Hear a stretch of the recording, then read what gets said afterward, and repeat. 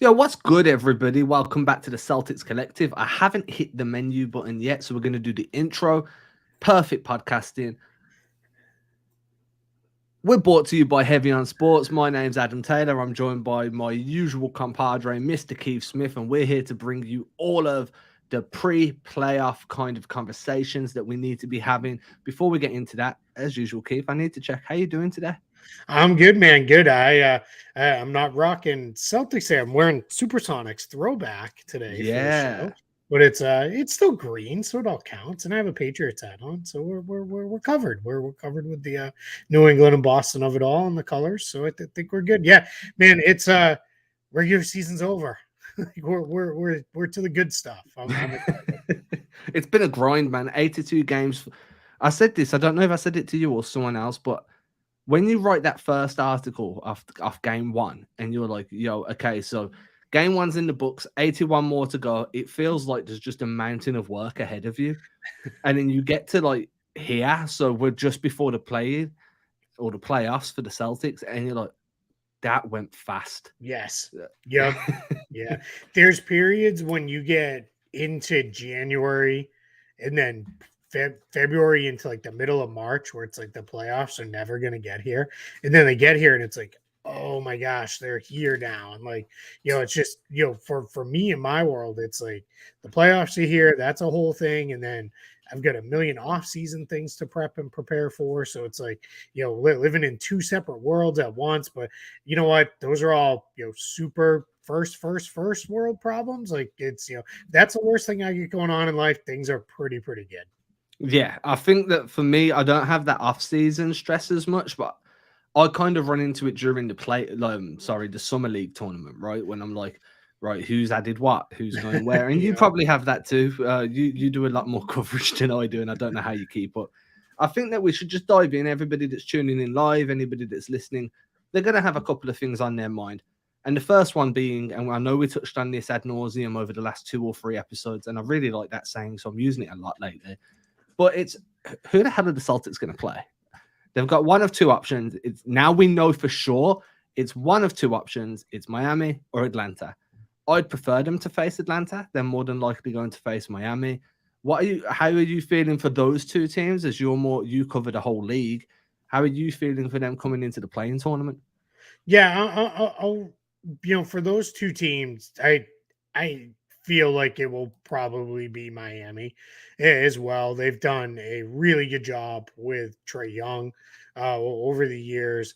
It's been even go back to last season's playoffs. Young just can't seem to get anything going against them. So I think I feel pretty confident it'll be Miami. But in anytime you're in a single game, even though this one's kind of pseudo single game because you could still win the second game and get in, it's and you have a guy like Trey Young on the other side. If he gets hot and goes for 50, all of a sudden the Hawks may win, right? So it's a thing. Now, for the Celtics handled the Hawks with relative ease this year. I mean, they put up a lot of points on them, even if we throw out the last game because there was a bunch of backups playing on both sides.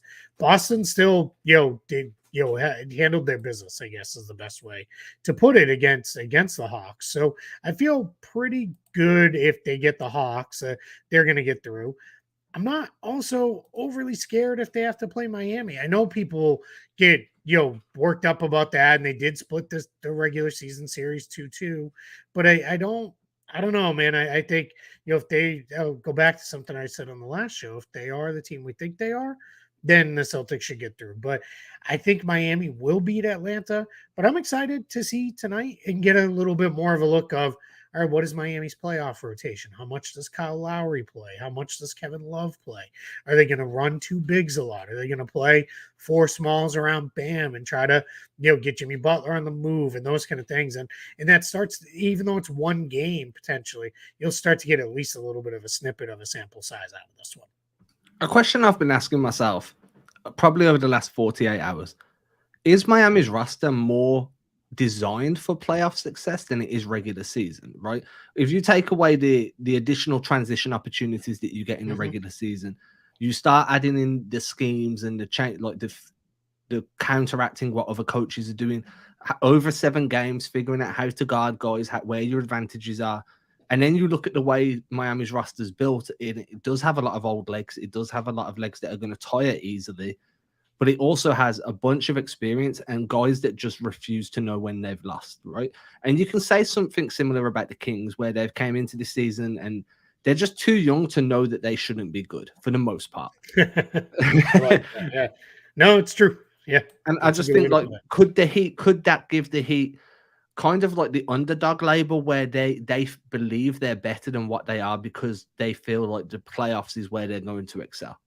Yeah, I think there's definitely some truth in that. And I think, whether it's roster construction or just the age of a lot of the players on the roster, or if not the age, the miles that some of those players have on them, I think it's important to remember, right? We've all, because we're close to it as Celtics guys, we've talked a lot about Boston's played a lot of basketball, over the last 4 or 5 years. The Heat have been right there too, right? Like they went to the East Finals last year, the finals in 2020. Like they've played a ton too, and played physical series and all those sort of things. And they've done it with some older guys than the Celtics have, especially over the last couple of seasons. So it is, I think there's some truth to that though, where it is, in the regular season, you've got back-to-backs, you've got 3 and 4 night scenarios and those kind of things. In the playoffs, those things don't exist. There's no back-to-backs, there's none of that stuff. So yeah, for guys like Jimmy Butler, Kyle Lowry, Kevin Love, even someone like Bam Adebayo, who's had to do a lot of heavy lifting this year, as quite often the only viable center on the Miami roster, it's this is probably a slight relief for him as well as we get into this postseason. So there's definitely some truth in that, I think. I also believe that they're more built for pressure in the rim. Obviously, they don't have a ton of perimeter, and the playoffs just feel like more of a time where you do try and get downhill more than just kind of sit around the perimeter. And I have some thoughts on that in a moment once we move on to the Celtics. In fact, let's do that now. So we're moving on to the Celtics one, and I'll continue that thought. And it was a thought that I got from reading a Bleacher Report article from Mo DeKill, who is unquestionably one of the best X's and O's guys in NBA media. He's also one of the nicest people. Yeah, multiple teams. He's also just one of the nicest guys you're going to come across. He's the best. I love Mo. He's great. He really is. He's a genuine dude. But in the article, it was kind of like one thing that each team needs to be, the Bleacher Report style, need to be concerned about. And for Celtics, he put living and dying by the three. And I know that myself and you have had conversations about this on this show. We've probably had a million of those conversations across social media as well. Is the Tatum wants in on this one? Yeah, hey buddy. Come on, yeah, there he is chilling. Is the 3-point line going to be an issue for the Celtics in a different environment, in a playoff environment where there is more 2-point opportunities, where teams do start to shut up the perimeter a little bit more and kind of try and funnel you towards where their big is or where their wing defenders are that are going to pinch? Yeah, I think there's definitely something to that. I think you will have spots in playoff games, just especially if it's Miami. And that's not to downgrade Quinn Snyder and the Hawks at all, but just, Eric Spoelstra is going to have something planned that the Celtics haven't seen, or some look where it looks like, wow, it looks like they're in a 2-3 zone. Oh gosh, it's actually, a 2-1-2 matchup zone or something odd, right? Because that's just what he does. And some of that's grown out of they're not great individual defenders, right? They almost always have 1 or 2 attack points on the floor at all times, and it's like, so they scheme around it with really good team defense there. So I think that is going to be a challenge. They're going to force the Celtics into some stuff if they play, where or if they move on to play Milwaukee, either team. They will force them into some things where I think they're maybe a little more uncomfortable, and I think the Heat particularly are one of the teams that can do that more so than, it sounds weird because they're nowhere near the level of team of Milwaukee or Philadelphia, but I think they can force Boston out of their comfort zones easier than Milwaukee or Philly. Milwaukee plays a very kind of rigid style of defense, and then Philly is kind of similar to Milwaukee in the way they defend a lot of actions because of Embiid and Lopez being similar type of defensive players. So I think you're in a spot where, yeah, we could definitely see Miami, press Boston into some places where it's a little uncomfortable. And now I think if you're the Celtics, this is where you need to focus. And I think we saw some level of refocus as the season went along on get downhill, get to the rim. Tatum, Brown, they should probably shoot close to 10 free throws per game each in a series against Miami. They don't have the perimeter defenders who can hold them. And then you're really talking Bam Adebayo and not a whole heck of a lot else on the interior to defend. So what you can't do is, and this is, I'm now into things you and I harp on. You can't just stand out there at the arc like a college team and just swing the ball around and pass. There's gotta be purposeful movement and passing against Miami if you're gonna beat them. And here's a stat that I've got, just because we're talking about you need to pressure the rim more, you can't just stand there, you need to be cutting. The Celtics finished 25th in the league for rim attempts this year, for rim frequency.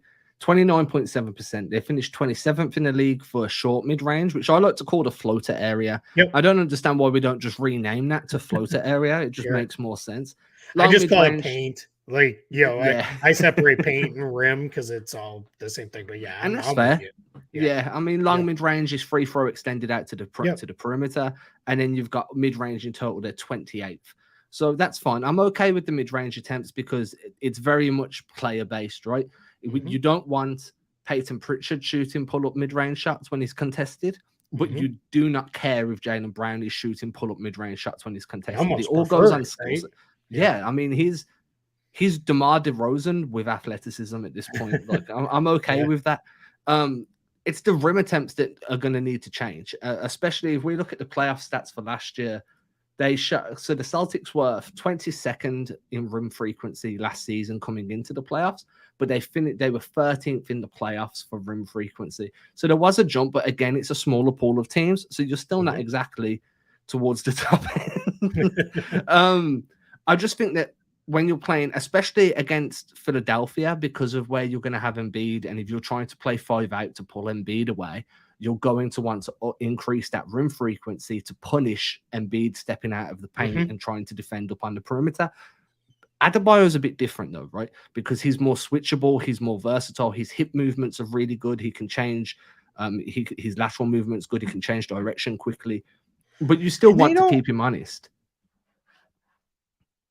They don't always do a lot of switching him either. Sometimes they'll do a lot of jump up to the level of the ball, hedge, and then recover. Right. There's a lot. They vary how they use him. And I think that's smart, right? Because it doesn't put you in a spot where you're seeing the same thing over and over and over again. Because NBA teams, no matter what, if you show them the same look defensively every trip, they're going to beat it. Like, they're going to find, then it just becomes, did the shots go in or not? Right. We get stuck a lot on, did you beat the defense if you scored? And that's true. I mean, that's the name of the game, right? Is to put points up. But a portion of it is also like, did you generate a good shot? If you generated a good shot, you probably beat the defense and you just missed. Now, you could say, like to your point, like, well, what they did was they forced Peyton Pritchard to take, pull up contested, mid-rangers, or Marcus Smart took contested mid-range shots, or whatever it is. Like, that's what you want teams taking, and we forced it to the right guys to shoot, or whatever.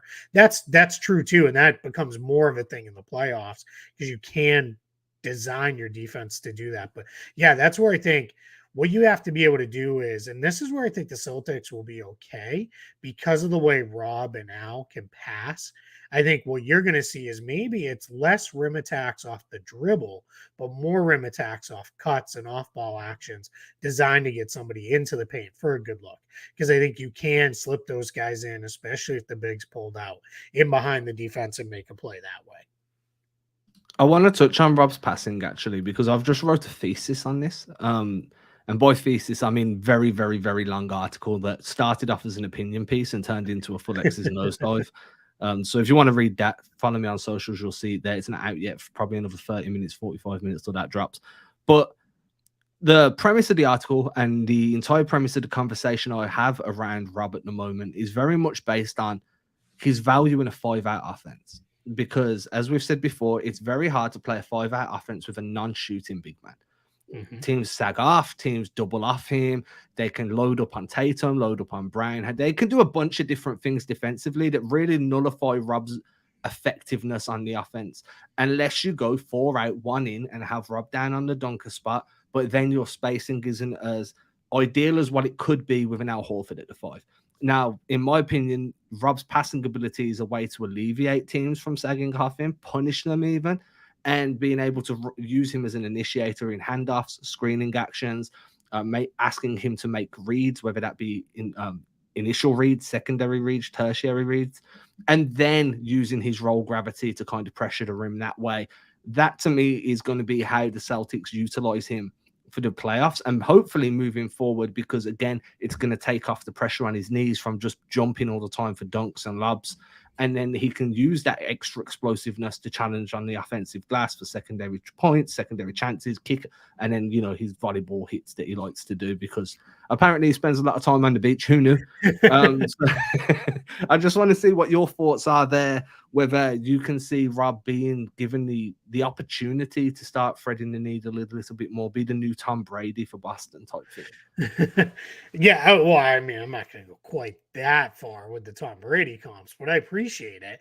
No, but he is, I think with Rob, what the key is to your point, you can't just put him in the dunker spot all game, because it messes up your spacing, and then the defense just knows where he's going to be, and they can account for that in a lot of different ways, right? Because even if it's not a big, you just get somebody in front of him, and then he's just going to have to jump over that person, and that's going to cause a mess too. So I think the key is involve him when he's on the floor, and not just as a drop-off option at the rim.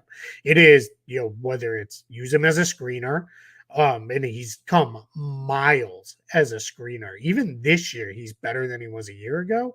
And last year, he just jumped up about 20 levels as a screener. The other thing I think, to your point, is, and we saw this really over the last probably about 2-3 weeks worth of games, was involving him as the primary playmaker in an action, where it is they ran more fake DHOs, where it was designed around, all right, now we've shown you the DHO. Now we're going to show you. Rob does that thing where he's just get that, he just palms the ball with ease. He's got the long arm. I'm even off camera here, and that's how short my wingspan is. But right, he's just kind of waving the ball around, fakes it, and then he zips the pass right past the big as the other guy comes. And he's really good at picking out the backdoor cuts, the guys who are cutting off ball, the guys who are coming off those, cross screen actions and those kind of things. So I think that's one of the things you can do with him there, or just use him as more of a straight playmaker, as far as you get it up, you pitch it to him at the top of the key, and you're running everything off him, whether it's pin downs or whatever, because he's a good decision maker. And I think sometimes I like him better in that spot, because when you get him on the short roll and those kind of things, he's just a hot potato passer, right? Like, I got to get it out of my hands very quickly. And that doesn't always lead to something, because sometimes it's a kick out to nothing, right? It's like you threw it out to the arc and no one's there. So I was super encouraged in his last game. He actually caught one and finished on the roll instead of kicking it out where he probably could have.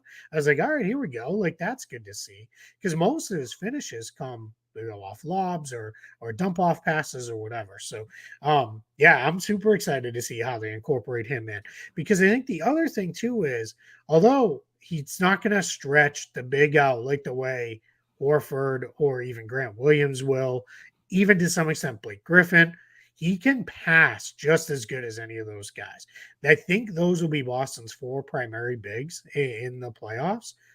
And that's a key for them, is you can run all the same stuff with all 4 of them, because they can all pass. They can all take a dribble or two and flow into a handoff action, which flows into a roll to the rim or whatever it may be. And I think that's going to be really important for the Celtics as well, is just vary that offense, especially if you play. I don't want to make it all about the Heat, because the more we do that, it'll be the Hawks, and it'll be like, well, yeah. But if it is the Heat, you have to keep Bam Adebayo kind of on his toes and engaged and doing a lot of different things out there, versus, again, showing the same kind of look over and over, because then the Heat will just figure it out, and they'll be like, all right, here's how we're going to defend it.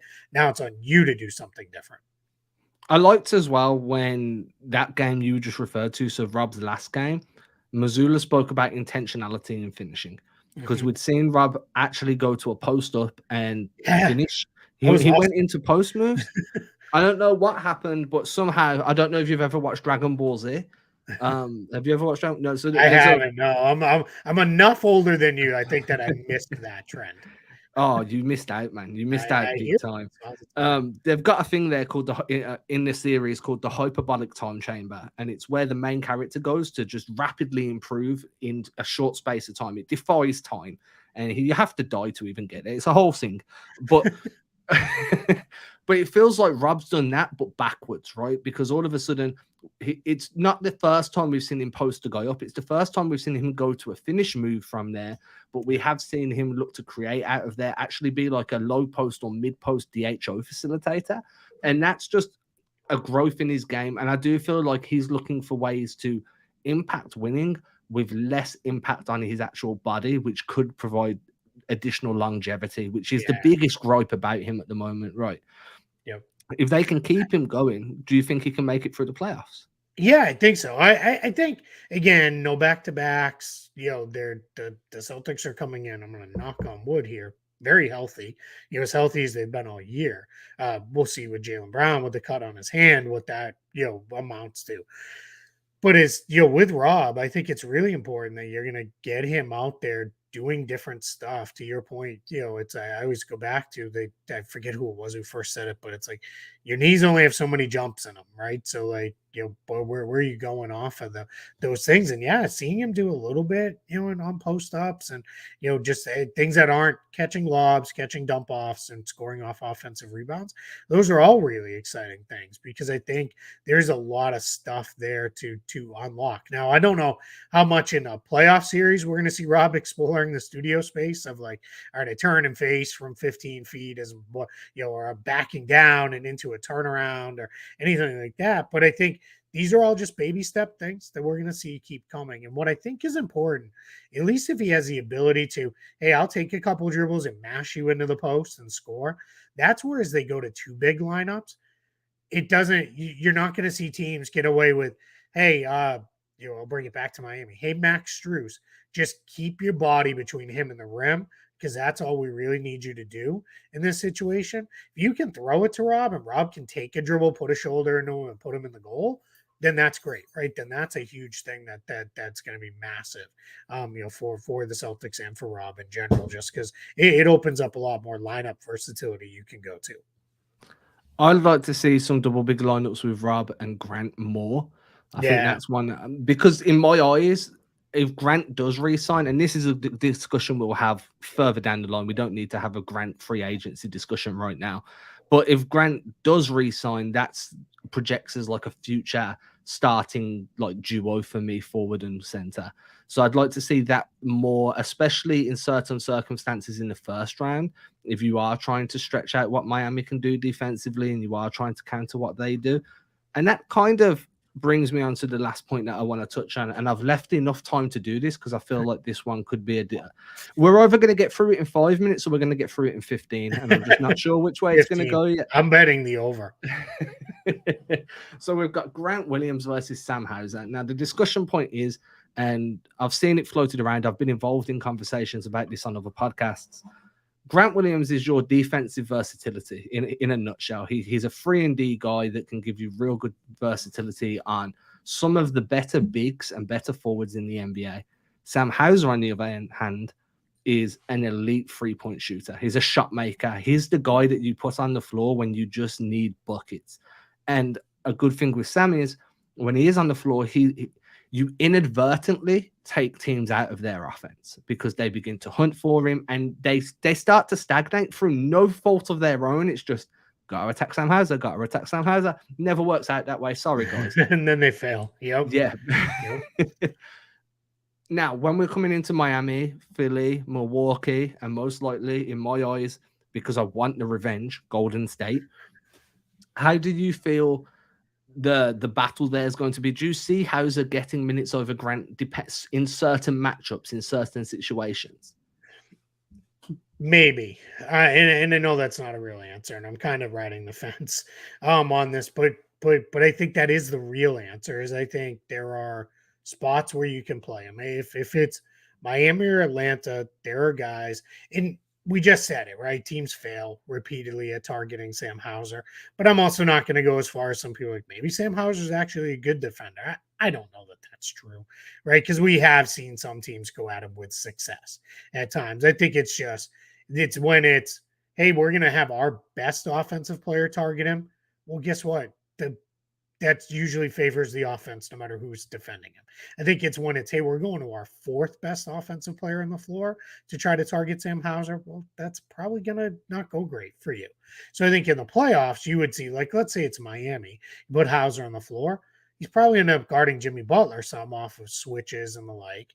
And that's probably not going to go great, right? But if you put him on Max Strus or Duncan Robinson, if he's out there, or Caleb Martin, or let's say even Tyler Hero at times, I think Sam's probably fine. He probably holds up okay and does his thing. I think what it will ultimately come down to is there room in the rotation? So Miami in the first round, if that's the way it goes, they tend to go on their bench to a lot of too big lineups or too big-ish lineups. That's where Grant can get in the game, right? Because you can go there. And I've seen a lot of people kind of, they're throwing dirt on Grant too early. It's like, well, he's out. Hauser's going to be the guy. Or, let's just play Blake Griffin. I'm forgetting, like, Grant's done really well against Bam Adebayo over the course of going all the way back to their high school days. He's had a lot of success against Bam Adebayo. He's done as well as anybody can outside of Al Horford, who's great on him, against Joel Embiid. He's another guy you can put on Giannis at times and say, hey, just try to stay in front of him, draw a charge, you'll make him work. That's where Grant's value comes in. That's just going to be different from Hauser. I tend to think I'm not as convinced Missoula's going to cut it to an 8-man rotation. I think he may play 9. He played 9 a lot of the year, and I think he may just play 9. And it's with Hauser, you generally kind of know pretty quick. All right, he's got it. He's hitting his shots. He looks good. And it may be one of those, you see him pop in there kind of towards the end of the first quarter when Brown or Tatum goes out. And then he's out there. He's playing, that stretch of, 3 to 6 minutes that bridges the 2 quarters. If he makes a couple shots, he probably plays in the second half. If he doesn't, he probably doesn't. You move along. That's probably how I think this is going to go down. Because I think, we all know, I think he's going to stick with the Horford, Tatum, Brown, White, Smart group to start. We know Rob and Brogdon are going to play off the bench. Then I don't think it's as cut and dry as is it Grant or is it Hauser. I think it might be both. And I think if Grant loses minutes to anybody, it may be Blake Griffin, where it's, I think they kind of like what they've seen out of Blake Griffin. And it may be, hey, we need to go a little bit bigger, just a little bit more, interior defense, which is what Blake gives them slightly more of. And they just kind of go that way. But there's plenty of room, I think, for both of them in there. If it comes down to one or the other, it's just a matchup play. That's what it'll be. I'm going to be honest. I completely agree. I genuinely believe matchups are going to dictate how much Grant over Hauser or Hauser over Grant. And I also agree that you can see within 5 minutes whether or not Hauser's got it going. Mm-hmm. What I would like to put out into the universe is there is nothing more I would like than a Sam Hauser game against Miami. So a Miami type pickup is what beats Miami, right? Sure. Yeah. I remember I've said this a bunch, but I just want to put this out into the universe one last time. There was a point in time where Miami just turned everything they touched into gold. Every undrafted rookie they found, every late second round pick, and they become heralded as this Miami culture, the best development team in the NBA, and yada. And now we're talking about 2 guys in Grant and Sam. Grant was a late first round pick. There's a lot of discussion on his value, and that's good because it means that he's developed to a point where people care about what his value is, whether there are detractors or not. It makes no difference.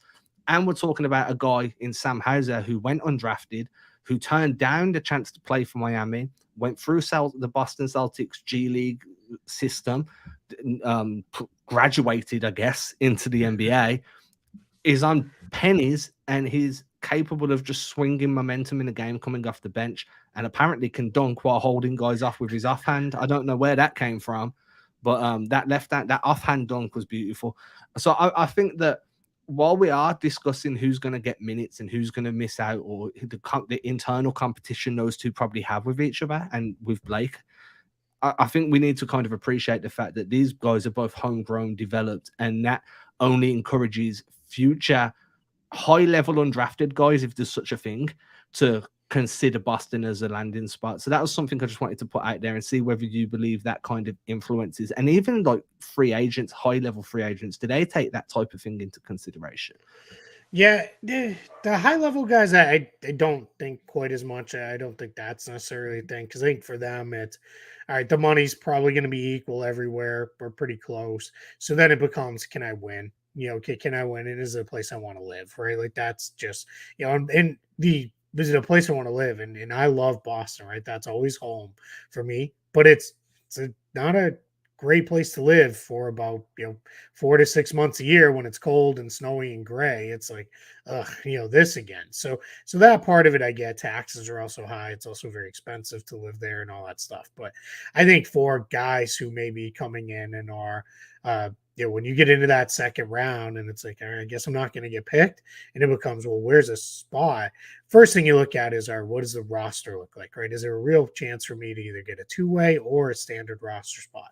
So then that becomes a spot where I think the Celtics can start to stand out a little bit because, hey, we have developed some guys and we've pushed them in, because for a while they hadn't, right? They hadn't really hit on anybody. Now you've got a couple guys that are coming through the system that you feel pretty good about. So yeah, I think there's a chance that matters. Yeah, and it's like, I mean, I go back to that bubble series. It was like, man, like, why can't we find a Duncan Robinson, right? That was like the most number one refrain. And then it was like, we had Max Struess. Like, how did, to keep Taco, we let Max Struess go. Like, what happened there and all that stuff. And now I think everybody's like, hey, we have Sam Hauser. And you know what? He's just as good as those guys. And he makes, a couple $1 million a year as opposed to, Robinson, who's now on what's a pretty bad contract, and Struess, who's going to be a free agent, is probably going to get paid at least decently well this coming summer also. So yeah, I'm with you on the Hauser part of it. I think big part of the team, and he's going to have his moments in the playoffs, right? There's going to be times when it's like, man, you know what we need? We need somebody to come in and hit a few shots here. And really, if you're the Celtics, there's two choices. It's either Sam Hauser or it's Peyton Pritchard. And Peyton Pritchard, I'm not going to say won't emerge at some point in the playoffs. If it's like, man, we're down 15, it's midway through the third quarter, we're going to make one more run at this. Let's see what we got in us. There's a good chance that's going to be Peyton Pritchard, like being like, all right, hey, get us going here and see if you can kind of lead us through. So yeah, it's their depth now is back to looking like what it looked like in October and November, where it's like, holy crap, there's not even minutes for these guys. We're right back to that point where it's like, there's legitimate players, whether Pritchard, Muscala, Cornette, who have been key, viable rotation players for the Celtics at various points this season that probably just aren't going to see very many minutes in the postseason. And that's just going to be the way it is. I mean, every team goes through that. And when you're towards the back end of a regular season rotation, I do believe part of them understands that, Sure. when we get there, we're not going to see much floor time, because it is what it is. And that's probably, or I'd expect that to be verbalized to them during this period now, right? We've ended the regular season. Our rotations are on paper are set. Obviously, they're fluid. But now we can start verbalizing like, hey, you're going to be on the bench more than you're going to be on the court. And then you go and tell Grant Williams, like, hey, you're going to be on the court until you, A, do something stupid with the referees, B, do something stupid with somebody else, or C, your shots aren't falling, at which point we're going to go with Blake or we're going to go with Sam, depending on what the matchup dictates. I do have one last question, which I didn't pass to you, and it's only come to me because I've been thinking about this. Generally, veteran minimum guys are with a team for 1 year. It's not they don't really stick around long term because, hey, they're old, with Blake, the amount of impact he's had, not just on the floor, but in terms of the fan base loves him, the coaching staff loves him, the players love him.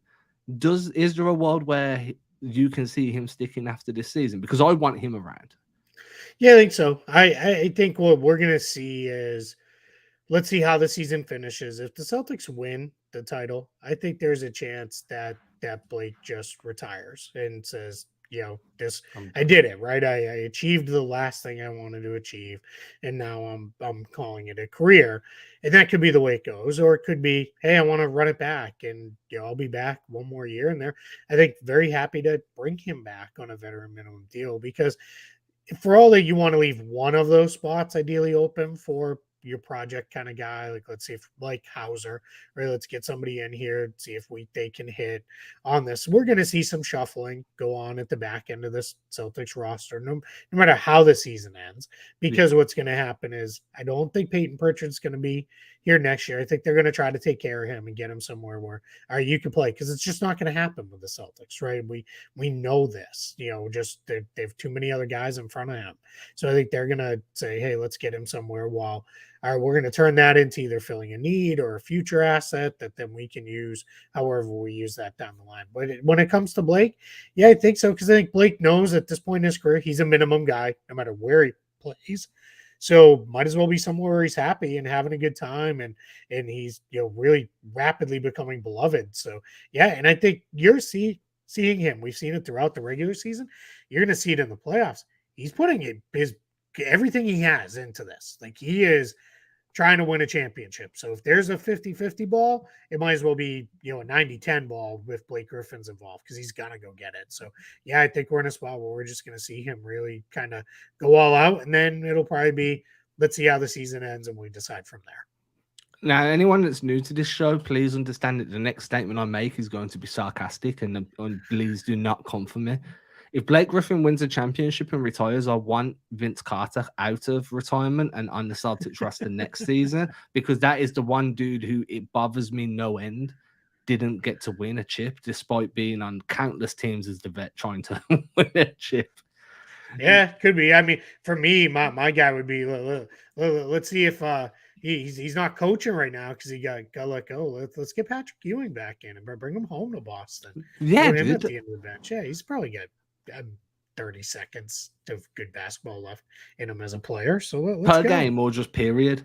I think probably period at this point. That's fine. That's Right? all you need, right? Just Yeah, that that's one it. Yeah. game. Yeah, hit one jumper. Hit Yeah, that one and we're one done. top of the key jumper is for Patrick, and then we'll call it good. So yeah, no, I'm with you, man. It's but Blake has been. I really expected nothing. I honestly think we weren't doing the show at the time, but I know I said in Celtics blog, like, he may not even make it till Christmas on this team. Like, it wouldn't surprise me if they just waived him to move on. But he's been great. He's been great, and the guys.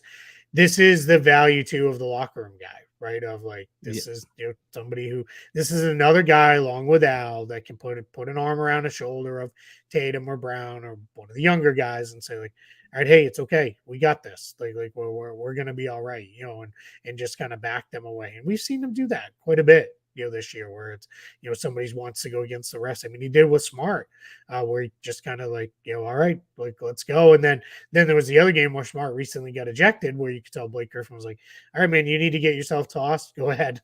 Like, I'm not not gonna hold you back, because he's been there too. So yeah, it's a terrific signing. I mean, just the depth of this roster, just with viable NBA players, is just, it really is remarkable that we're down to, and no knock on him, and he's only been with the team for like a week, but Justin Champagnie is the only guy that's on the playoff roster that you look at it and is like, yeah, he's the only guy where it's like, if he's playing, something either went really, really well or went really, really wrong.